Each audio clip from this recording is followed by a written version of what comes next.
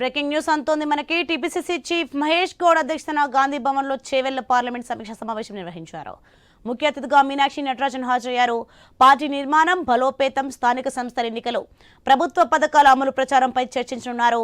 అలాగే పార్లమెంట్ ఎన్నికల ఫలితాలపై వివరాలు అడిగి తెలుసుకున్నారు మీనాక్షి నటరాజన్. ఈ మీటింగ్ లో మండలి చీఫ్ విప్ పట్నం మహేందర్ రెడ్డి, రంజిత్ రెడ్డి, పలువురు ముఖ్య నాయకులు పాల్గొన్నారు.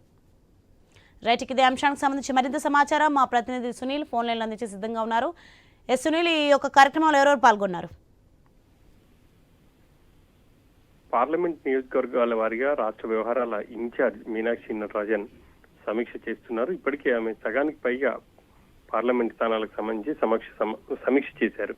అయితే ఈ రోజు చేవెళ్ల, హైదరాబాద్ పార్లమెంట్ పరిధిలో నేతలతో ఆమె మాట్లాడబోతున్నారు. 1-to-1 గా వాళ్ళతో మాట్లాడి నియోజకవర్గంలో ఉన్నటువంటి సమస్యలు కావచ్చు, క్యాడర్ పరిస్థితి ఏంటి అన్న వివరాలను అయితే ఆమె నోట్ చేసుకున్నటువంటి సిచ్యువేషన్స్ అయితే కనిపిస్తున్నాయి. ఇక చేవెళ్ల పార్లమెంట్ పరిధిలో ఉన్నటువంటి అన్ని అసెంబ్లీ సెగ్మెంట్ల నేతలు కూడా హాజరయ్యారు. గత ఎన్నికల్లో పోటీ చేసి ఓడిపోయిన నేతలు కావచ్చు, ఎమ్మెల్యేలు ఈ సమావేశానికి హాజరయ్యారు. వాళ్ళ నుంచి ఫీడ్బ్యాక్ తీసుకుంటున్నారు.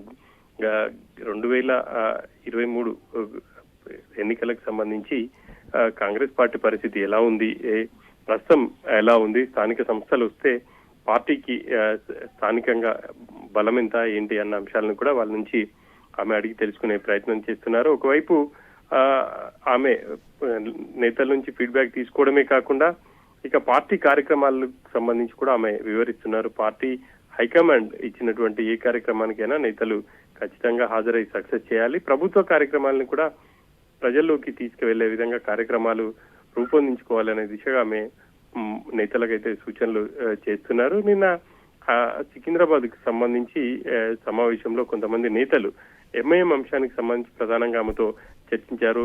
ఎంఐఎం కి ప్రాధాన్యత ఇస్తున్నారు హైదరాబాద్ లో అన్న అంశాన్ని కొంతమంది నేతలు లేవనెత్తినప్పుడు దానికి సంబంధించి కూడా ఆమె క్లారిటీ ఇచ్చే ప్రయత్నం అయితే చేశారు. ఇక చేవెళ్లకు సంబంధించి కూడా ఇటు చేవెళ్లలో ఇప్పటికే అక్కడ బీఆర్ఎస్ ఎమ్మెల్యే కాంగ్రెస్ లో జాయిన్ అయ్యారు. సో గతంలో ఉన్నటువంటి నేతలకు సంబంధించి కొంత ప్రాధాన్యత తగ్గింది.